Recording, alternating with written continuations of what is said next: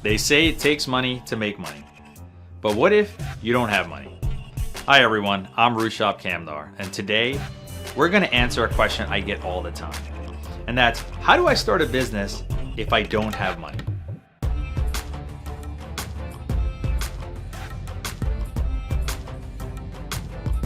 If you're interested in entrepreneurial strategies, be sure to like, comment, and subscribe. Starting a business with no money is a difficult journey in an already uphill battle.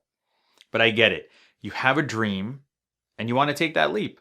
Well, before we dive in, let's clarify what I mean when I say the words no money. See, no money doesn't mean that you won't spend any money, because you'll still have those little expenses such as business registration, domain purchase, or a website hosting subscription. These expenses are affordable. See, when I talk about starting your business without money, I'm referring to those high-ticket expenses, such as a computer, office rent, employee salaries, and large marketing costs. So now let's start out with answering the question, can you start a business without money? And the answer is yes. And that's because we've all heard of those success stories of entrepreneurs who were able to start a business while they were cash-strapped. And so there's no reason why you can't. Now that we've cleared that out of the way, let's dive into the 8 strategies that entrepreneurs can use to launch their business without any money. The first strategy is for you to launch a practical business as opposed to a capital-intensive business. A practical business is something that isn't too complicated and that doesn't require a lot of funding.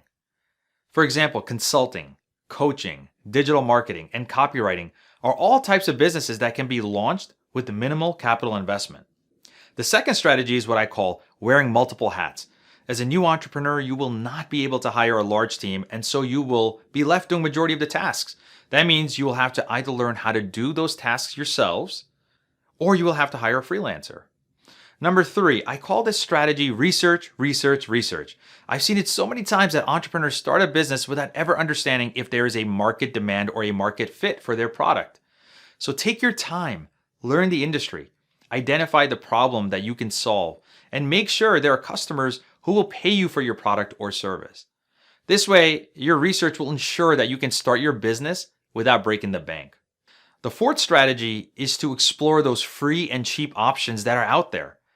Instead of spending money on expensive software or office equipment, look for those cheaper alternatives. Especially today, you can easily find secondhand equipment at bargain basement prices. And like I mentioned before, if you can't afford employees, then you can look into hiring freelancers using sites like Upwork.com. The fifth strategy is on marketing. If spending money on ads is not an option for you, then you're going to have to look into organic marketing. Your website is a great first step for anybody to learn about you, your brand, and the products that you offer. It's a lot cheaper today to build a website, which you essentially can do yourself using services such as Squarespace, Kajabi, Wix, or even an email service provider like ActiveCampaign that has templates that you can use for landing pages. The sixth strategy is partnerships. Having a co-founder or partnering with another business helps with sharing the work and the resources. Sharing resources such as funding, your network, and differing viewpoints can help a business operate and grow much quicker. The seventh strategy is what I call launching a beta product or service. Basically, you're creating what is called a minimum viable product, or in other words, MVP, which is a proof of concept that can be developed at a very low cost because it's not feature rich. The MVP can help you determine customer demand and market fit. And if you find that there is a need for this specific product, then you can take those results of the sales from your MVP to a potential investor by showing them that, look, there's a demand for it.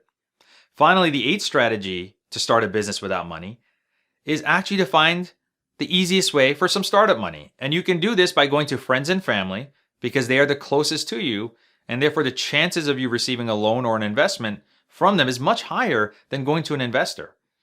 If you have good credit, you can apply for a small business loan or use your credit card, but just don't make sure you over leverage or overextend yourself, and then you'll be drowning in debt.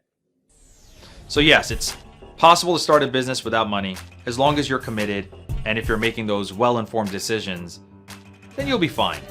But just remember that business education is extremely vital during your journey. So continue to invest in your personal growth and development as you start your business. If you like this video and you want to learn more about business strategy and entrepreneurship, be sure to subscribe to this channel or visit me at thinkbusiness360.com.